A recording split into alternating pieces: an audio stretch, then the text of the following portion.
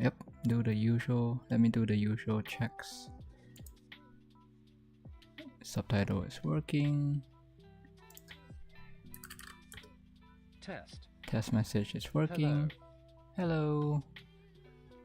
So before we start with today's, before we resume today's commission work, I was checking out my stream contents, and I realized that one of my videos, the more recent one, was muted. So I kind of want to check it out. So let me just pause this for a bit, and you can see here, muted audio. I think it's because I accidentally played like a few seconds of another song when this thing reached the end of the video, I think. So I don't know if it's entirely muted or if it's just muted at certain parts of the video. So kind of want to check it out. Or most people don't know this. I saw a notice about it, the sound, when I went to your channel. Oh, okay. I didn't know that. So it seems at least they muted only certain parts of the stream, which is kind of unfortunate because I might have been talking here. So let's see.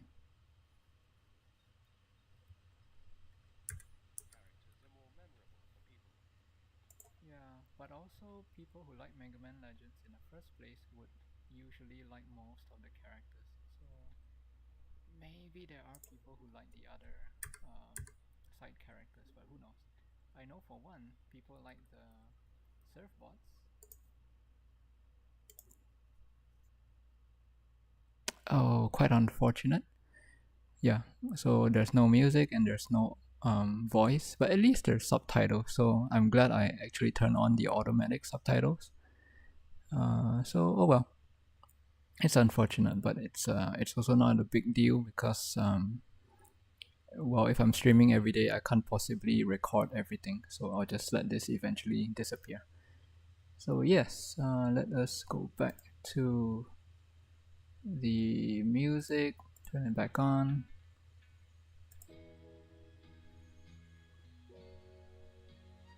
And yes, let us resume our commission.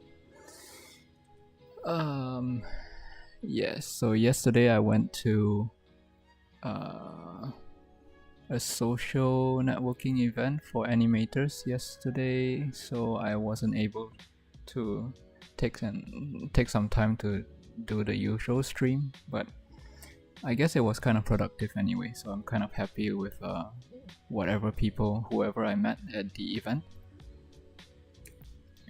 Alright, so before we start, I gotta fix one thing. I sent the thumbnails to the commissioner and she said that I missed one small detail and I will fix it here. So the groom is also wearing a wedding ring, which I kind of forgot about. So let me fix that.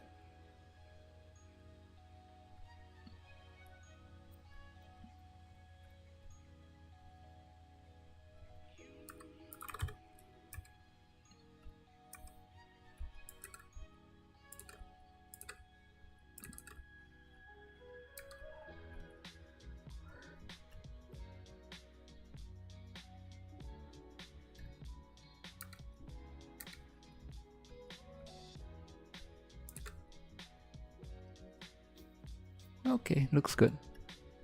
And let me also fix it for the bride because I want the ring to be under the lines. Body? Yes, body. Ring goes under the line. Yes. Okay, so that's fixed. Let's move on to the background, which we stopped previously.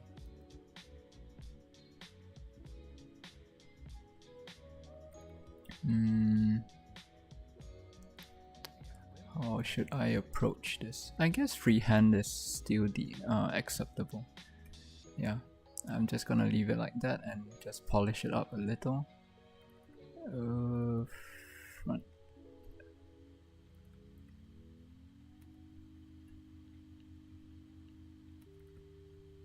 Okay, so this one.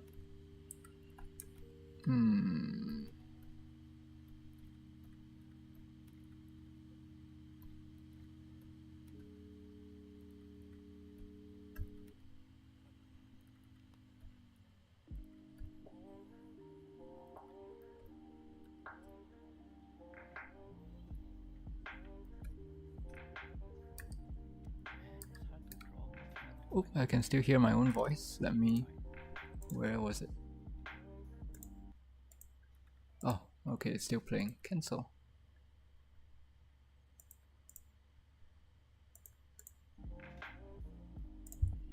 Whoops.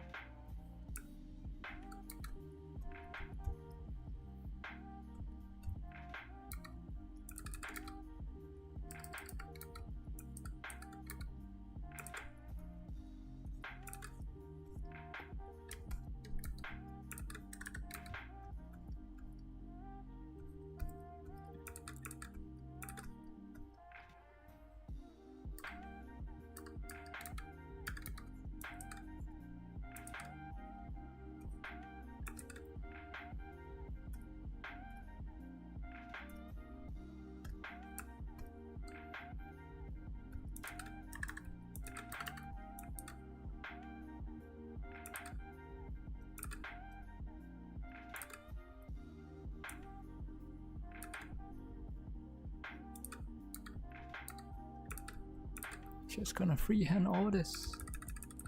Oops. Wrong brush.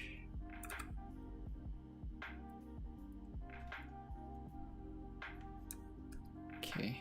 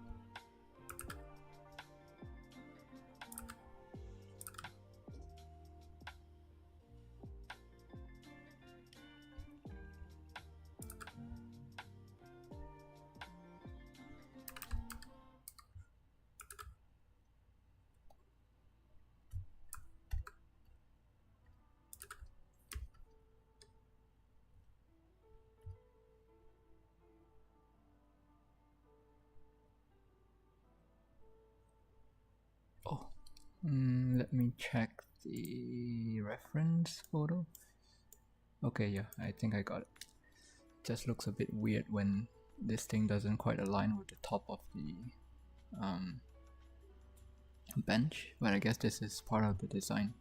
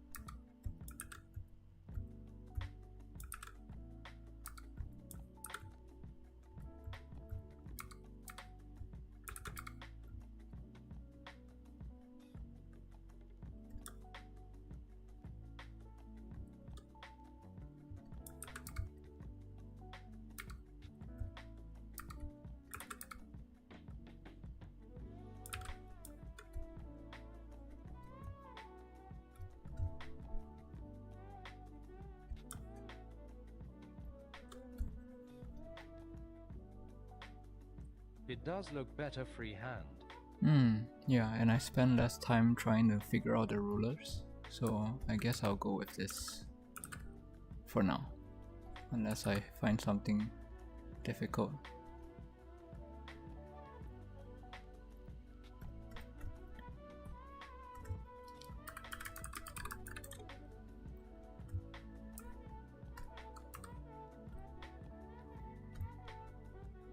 As you're working on this, I find my game assets. Oh, okay. Well, I hope your game assets, despite the effort, will turn out great.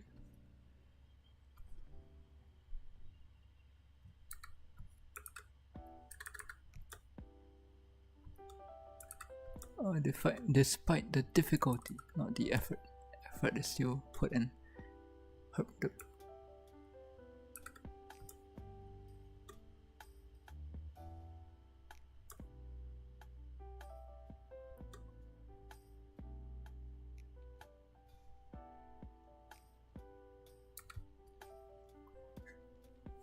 Thank you. It's just paths being difficult. Oh, are you doing like what do you call it, like vector images?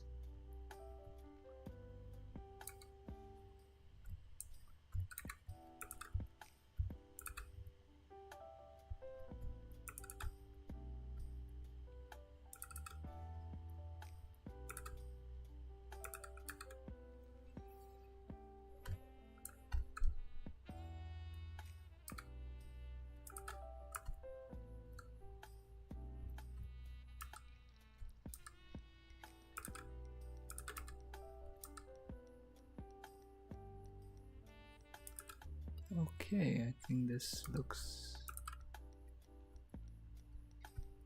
somewhat okay. Yes, because I need the brush stroke to reflect onto the shapes. If I made a regular shape, it'd be a very smooth line, but I needed to have a pencil-ish effect. Oh, I see.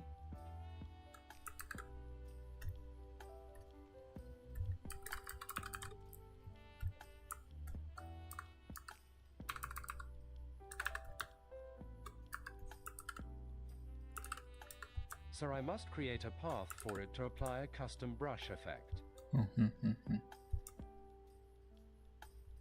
Sounds like it takes a lot of experience. I think I've done it before, but not my kind of workflow.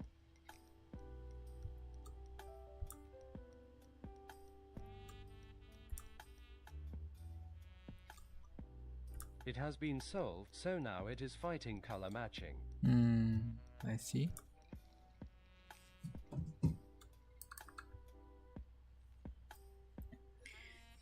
Game UI is hard.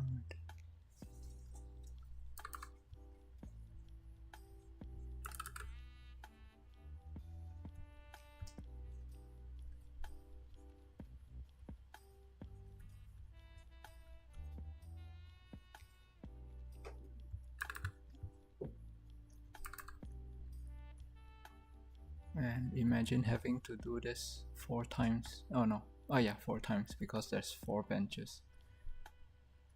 I hope I can somehow replicate this.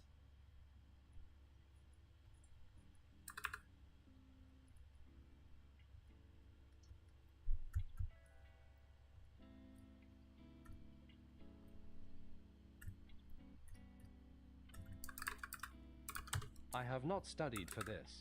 My producer just trusts me too much. I see.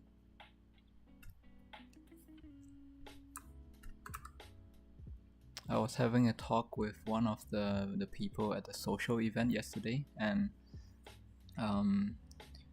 the guy said that the best way to get into the industry is basically, especially if you have no experience, is to work with indie companies because they would have less budget and they can afford to hire inexperienced people as long as the cost is lower.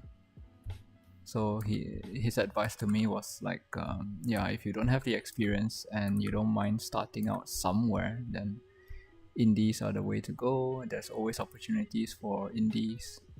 There's always some indie developer who wants to make a game and hire some freelancer. So that's nice to know. Yes, this is me basically now.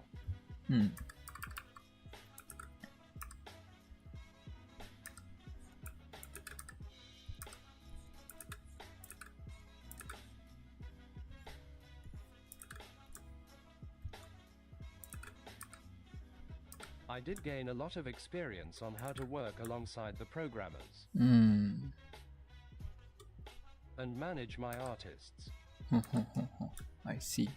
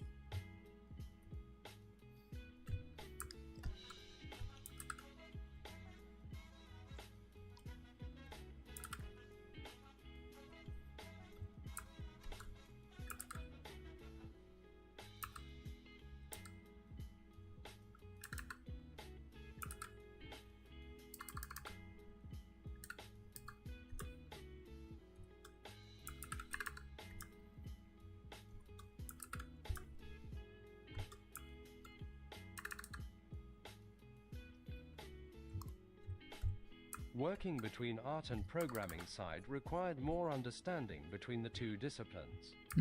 Yeah.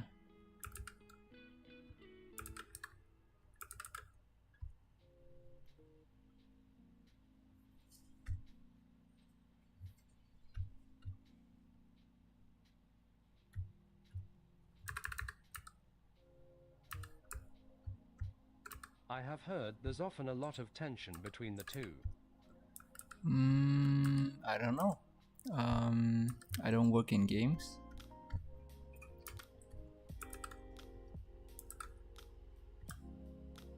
But it sounds, it makes sense because I have had my share of misunderstanding with my programmer.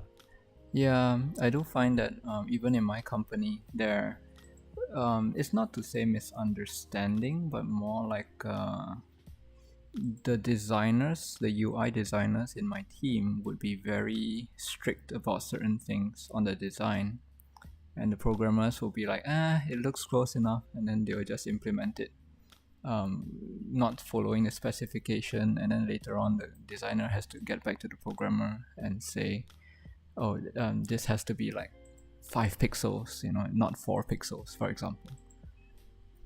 And yeah, I guess sometimes it's a bit annoying, but for me, yes, that has happened to me a lot. Yeah, personally, I don't have this problem as often because I'm also very picky about the accuracy of the UI and stuff. But I do know that some of my co-workers, especially those who are like purely programming, like they don't do, I guess those backend developers who have less experience in front end, they would end up being a bit more careless about implementation when it comes to UI, and then usually we have to remind them to fix the UI stuff. There was one time, one of my co-workers, he added a new button to a list of menu items, and the UI was like very obvious, like everything is consistent, the spacing between each of the menu items were consistent, and the padding is already defined. But when he added a new button, he was just like, okay, there's this text here, I'm just gonna randomly pick a text size, maybe I'll just use the default one, and the padding I'll just use the default padding. So everything was default when he added it in, and yeah, the result wasn't that great. And I just reminded the guy, yo, it looks nothing like it looks like the mockup, but there's a lot of differences, inconsistencies, and I hope you can fix that. And he tried to fix it, and it was still problematic, so I just went in and fixed it for him. So that's like one of the issues of working with backend developers who tried to do something on the front end.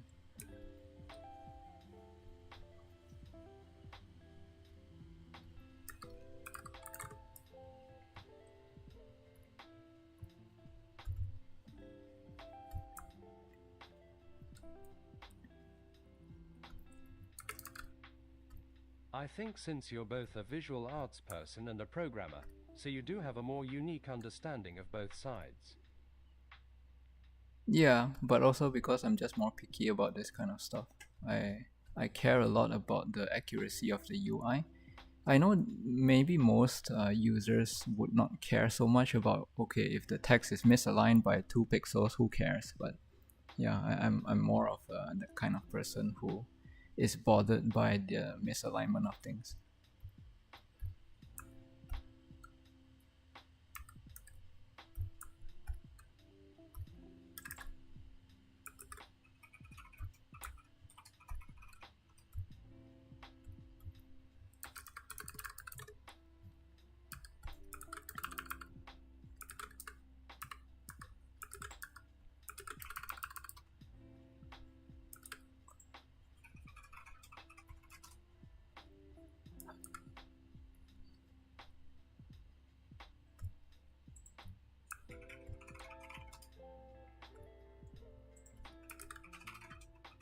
I have been constantly going after people for not following the text sizing I placed, haha.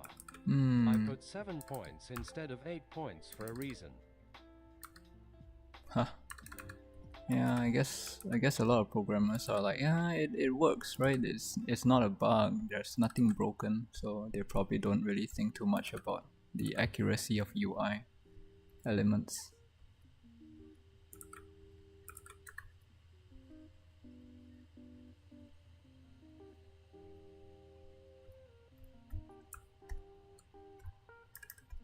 True, it only bothers me because it is misaligned by 1 point. Well, if you work with the same programmer long enough, then you will eventually, hopefully the programmer would eventually get used to the kind of things that you nitpick on, and then maybe they will be more proactive in fixing it. But it's very unlikely. I don't know. I feel like a lot of programmers are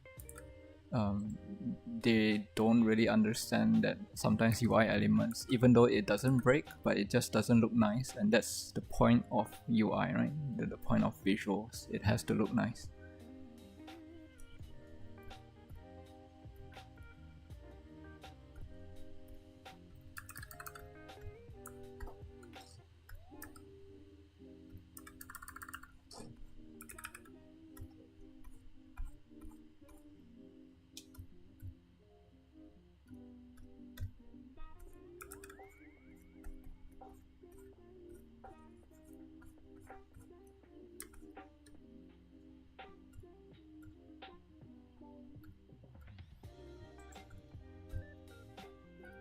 Me and my programmer had come up with a compromise, so I make visual guides with all the defining elements as a mock-up. It has been a lot smoother since then. Nice, nice.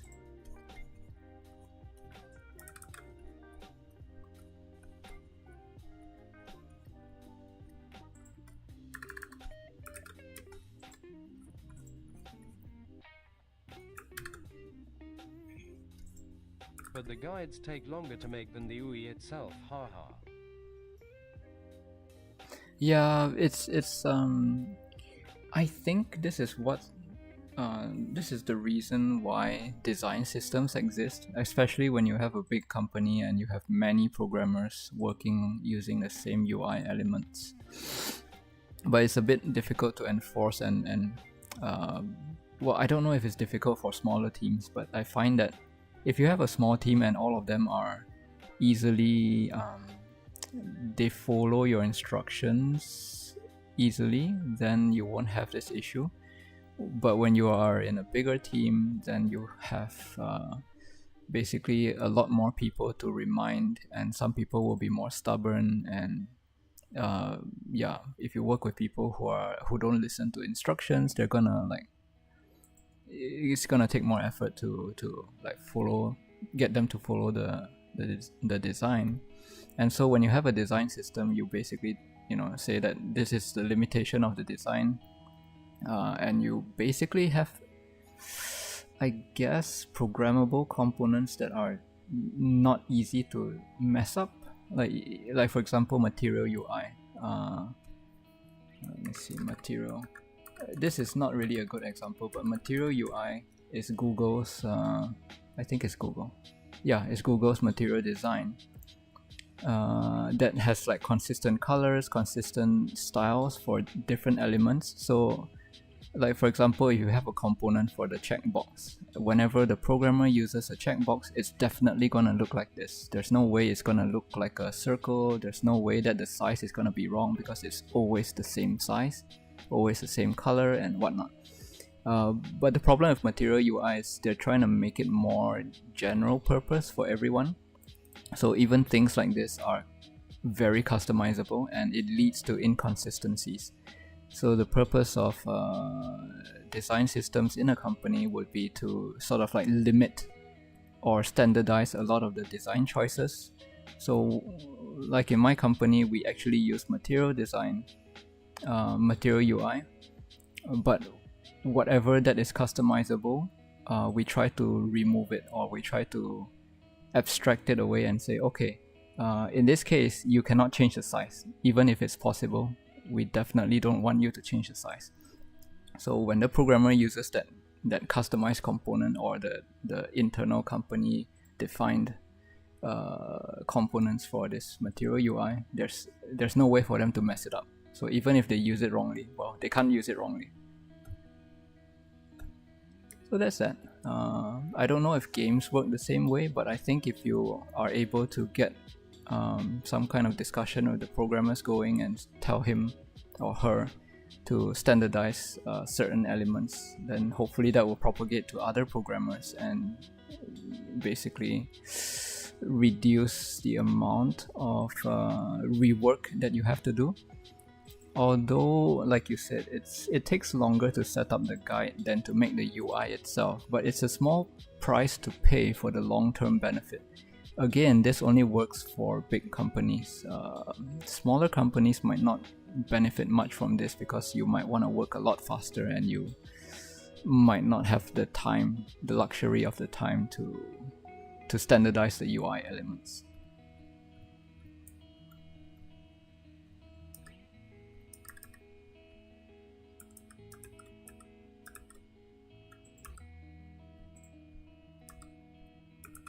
Ooh, that is interesting.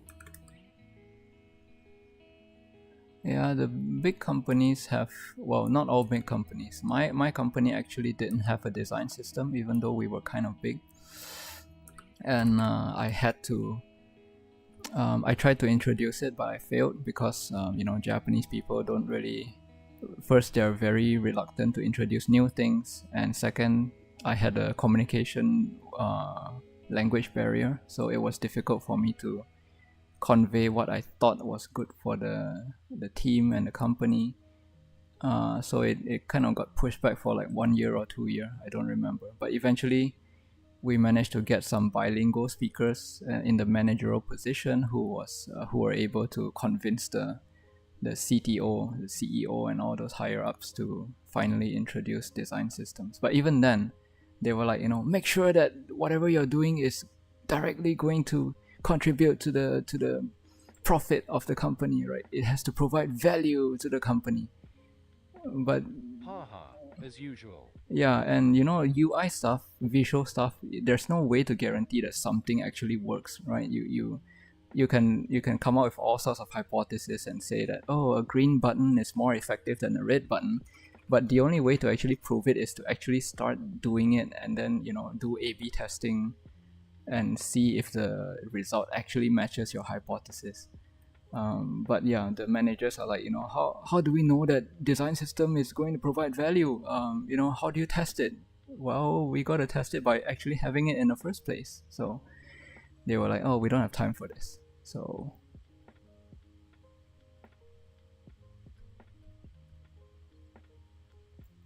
what was I doing? Oh yeah, I was trying to fix the highlight. This one. Oops. Oh no, is this? Oh yeah, it's the right layer. There we go. Okay, pretty much done for this bench. Did I miss anything? It's more of whether the short-term gain is more than the long-term trouble. Very nice bench. Turned out well. Thanks. Let me just clean up a bit of the bench. I think I missed out. Yeah, this little shadow here.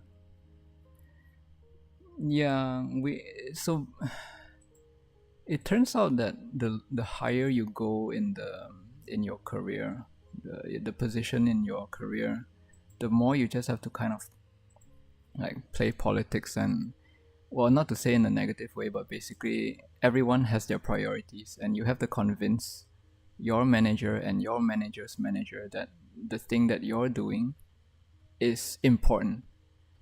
And usually their concerns are, how do we know that if we prioritize this design system over something else, it's going to provide value in the long term? And there's really no way to prove it unless we try it out first. But yeah, it's also a matter of convincing them. Like, apparently the person who managed to finally introduce design system into my company, all she did was she just talked to the CTO over and over again, and whenever he had any concerns, she just had to assure him by saying that, yes, we are aware of this problem and we are aware of this uncertainty, and we will do our best to mitigate any of the any possible risks. And these are the kind of things that it's kind of hard for me to talk about, because I'm not, first of all, I'm not really a social person, and second of all, there was a language barrier, so it was hard for me to talk in a professional way and also in Japanese to the CTO to tell him that we need this. So I had to wait until someone else who is bilingual, who is natively bilingual, to come in and help me out with the introduction. So that kind of sucks.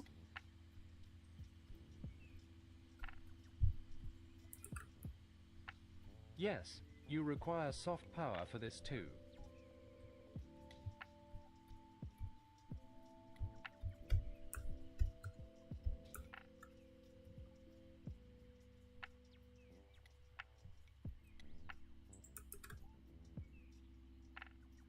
It's the art of talking.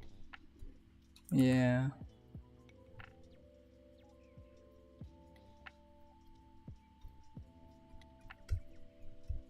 There we go. I was looking for this.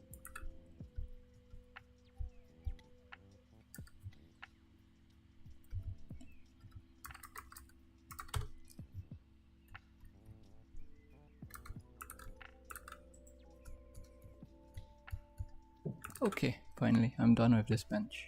Let's move on. Oh, I forgot to color the pot of the plants. So let me do that. Charisma level check must be at nat 20. Yeah. Well, I think I would do a lot better if everyone was speaking English. And also, I don't know, I feel like there's also that cultural barrier as well. Like the Japanese are so risk averse and they really wanna, avoid whatever issues that may happen by, discussing in meetings over and over again. Like what are the potential risks and issues that we can foresee and try to mitigate them or prevent them or reduce the risks. And they just keep having multiple meetings to discuss the same thing over and over. And and this is why a lot of Japanese technology or companies move so slowly, because there's so much bureaucracy.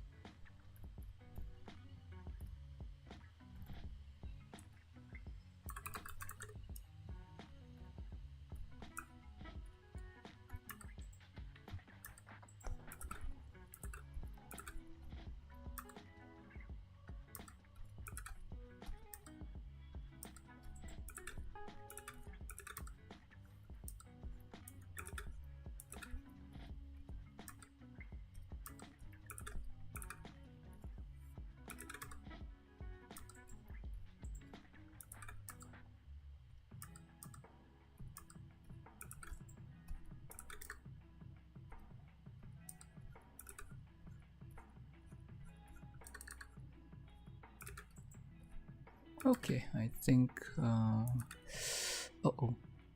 I just realized that the pot is... Yes, it's almost the same here at my workplace. Eventually we try to do more persistent convincing. I managed to get some things passed through, but it took like 2 years as I wasn't permanent yet.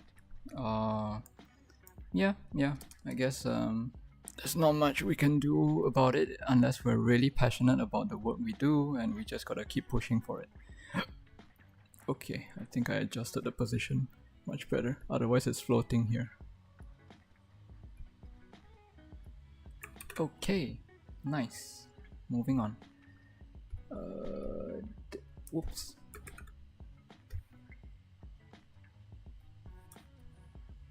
Yes, it should be around here.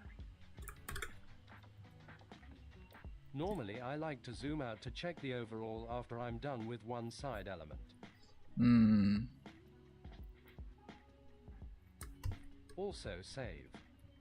Oh yeah, save. Front left. Let me improve the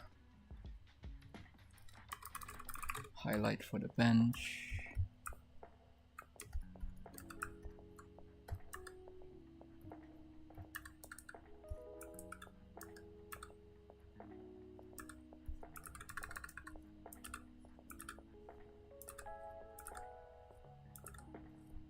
Oh, I don't need the highlight, I just need a rim light. Okay, looks a lot better.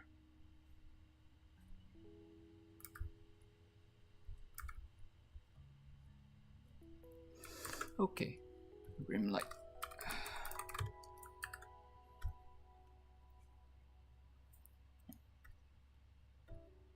Actually, I should do the rim light for everything.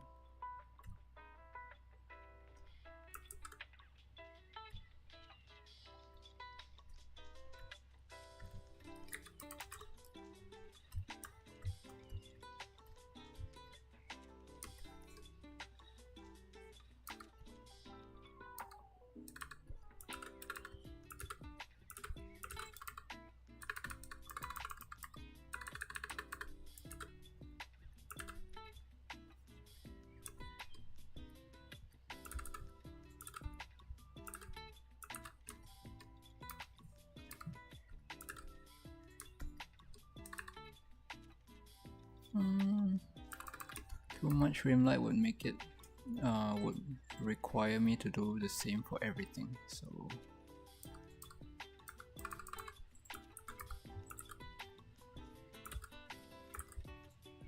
okay, I think this will do for now. It will be worth. Yeah, I will decide on this later, so let me get back to this. Okay, so I have done the body. Oh, the entire thing. Damn.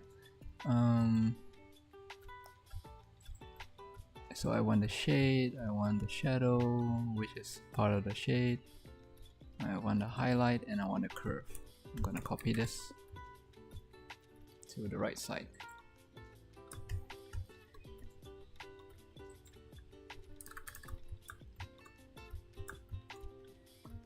Then paste it. Whoops.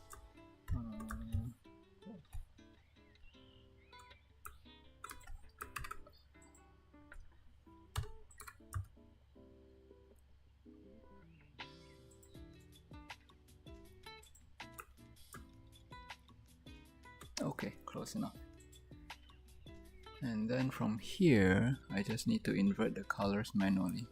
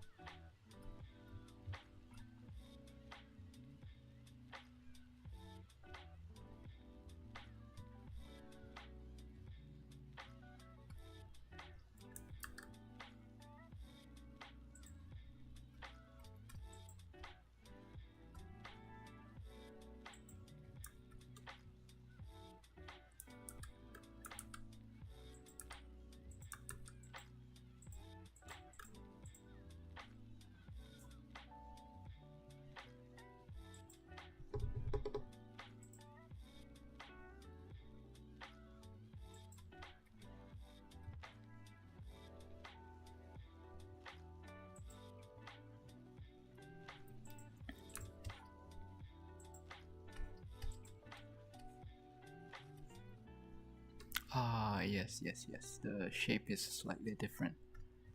So I gotta also copy the base.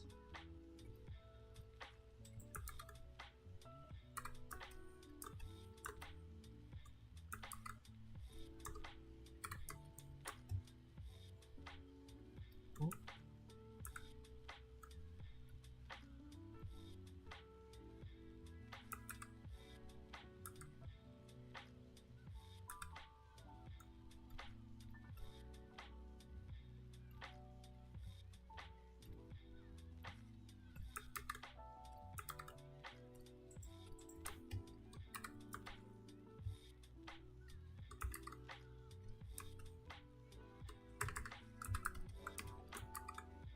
Ooh. Oh. What's going on? Ah. Let's see. There's something I accidentally drew over.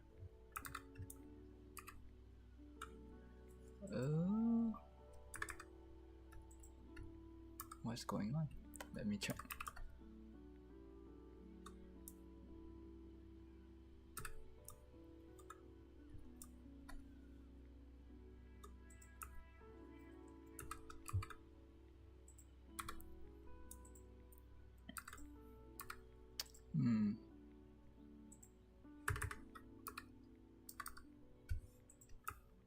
Cut, paste, delete. There we go. Yes. Okay. Paste, invert, move.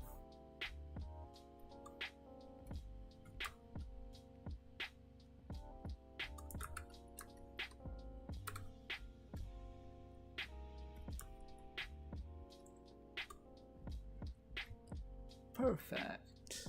Kind of.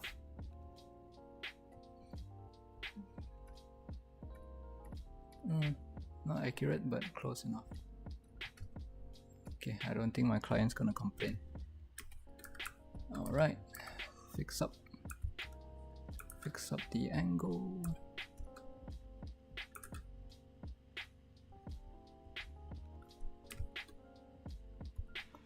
Fix up the shadows.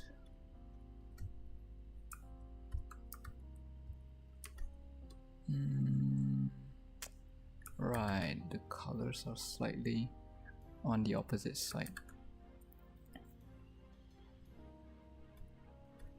This is tough. Light shade, I guess.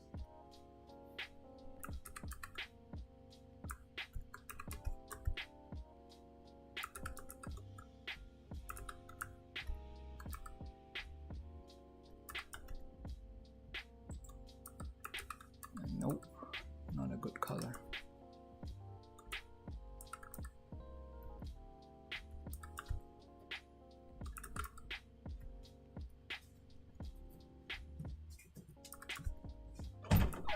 Oh, I need to adjust this. Yep.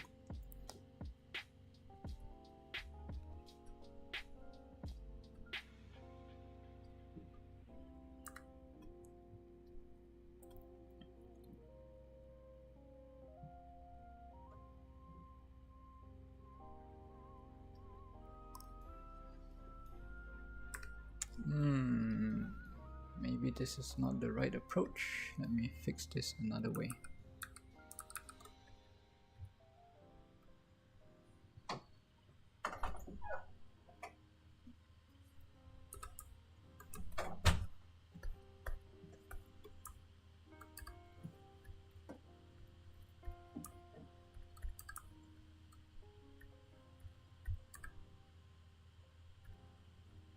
I don't need the shadow yet. Need to fix the base, yes.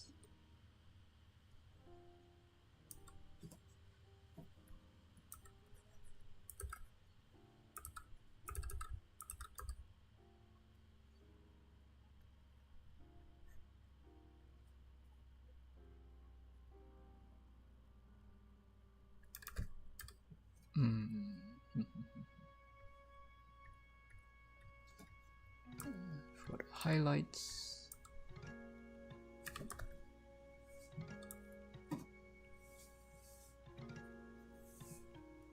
I'm doing some alignment work. So, time to make my programmer's life a little difficult by 1 pixel. Nice.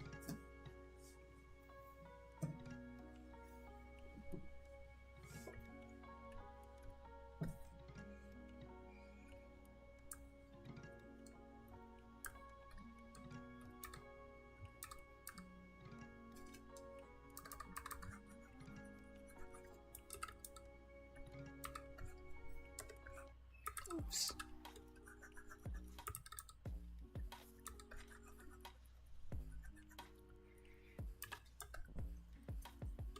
Oh, I see.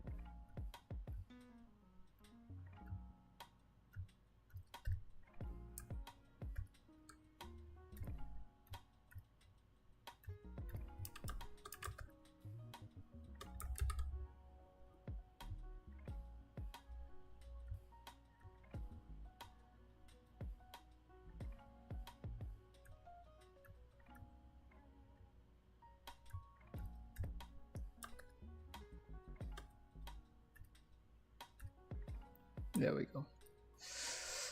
The color is a bit off, but I'll figure it out later.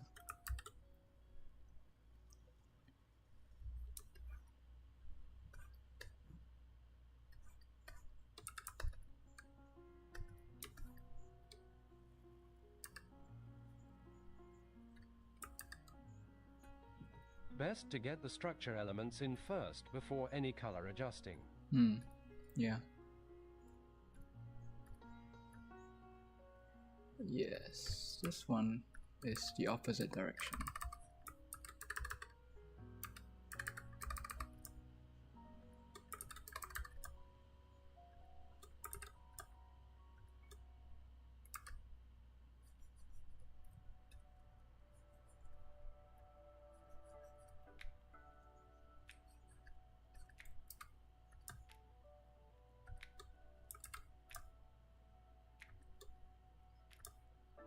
Since your layers are very separated, so it's easier for you to adjust. Yep, it's true.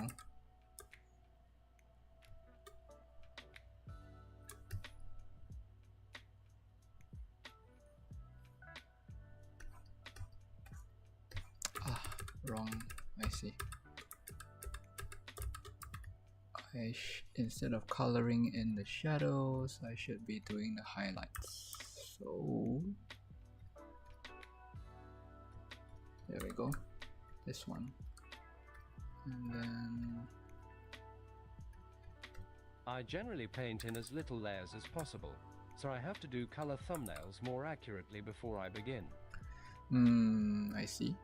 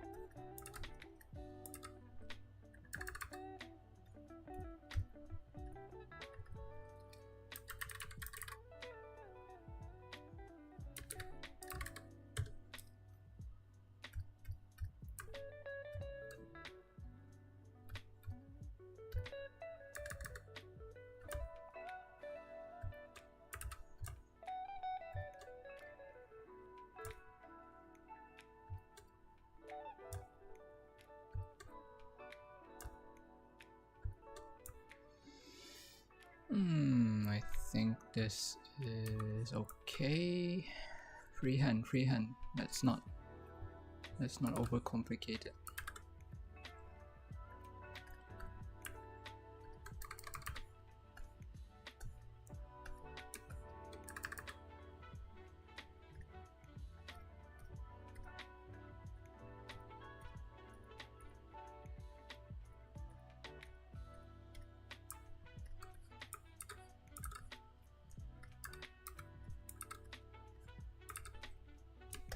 Okay.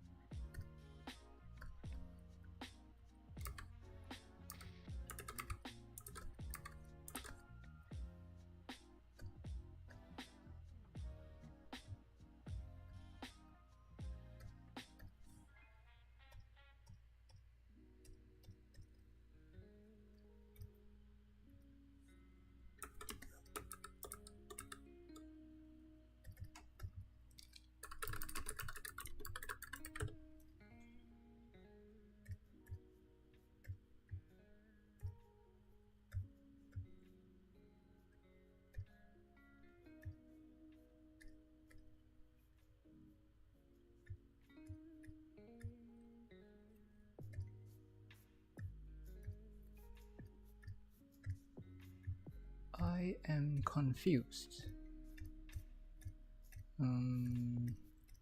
There we go, this one.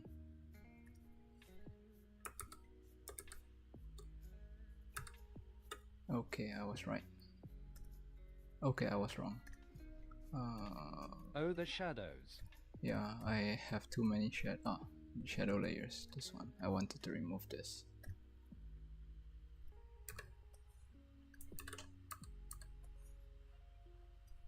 There we go. Oh no, no, no. Oh, they're on the same layer. Oh no. It's okay, I'll fix it. Oopsies. Not a big deal.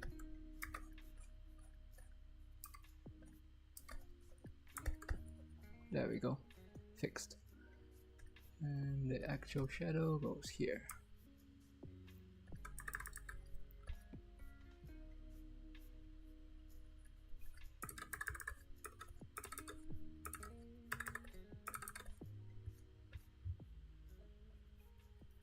Nice.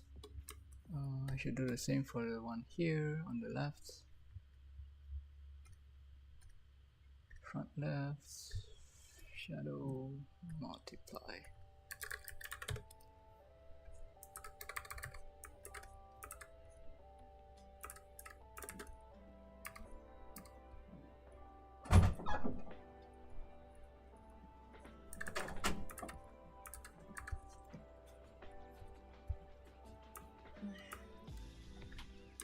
Okay.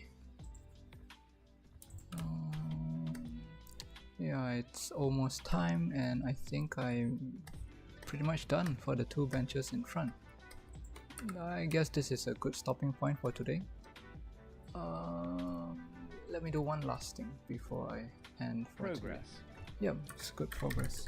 Rim lights for the one on the right.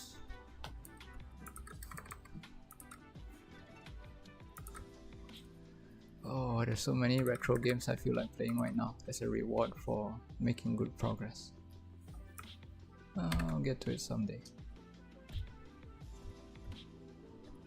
Mega Man. Oh yes, speaking of Mega Man, I actually bought the Humble Bundle. I'm not sure if anyone is aware of this, but let me just share this quickly. Humble Bundle. I'm not in any way sponsored by them, but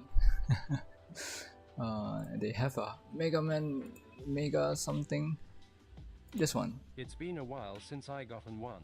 Yeah, the Mega Man Charged Up Collection Bundle has 7 games. If you pay like $60. This is in Japan.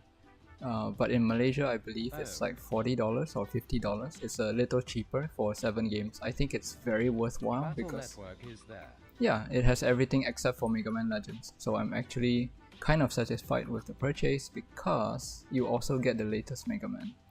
And that's quite a lot of money. So yeah, if you're interested, I actually bought this. So I hope to play it someday.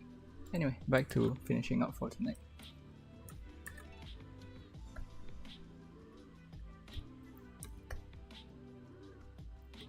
Shadow, shadow. There we go, shadow.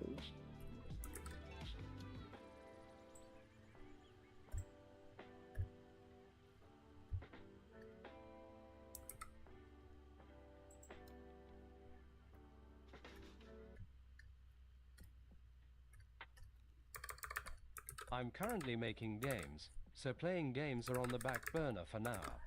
Yeah, same for me.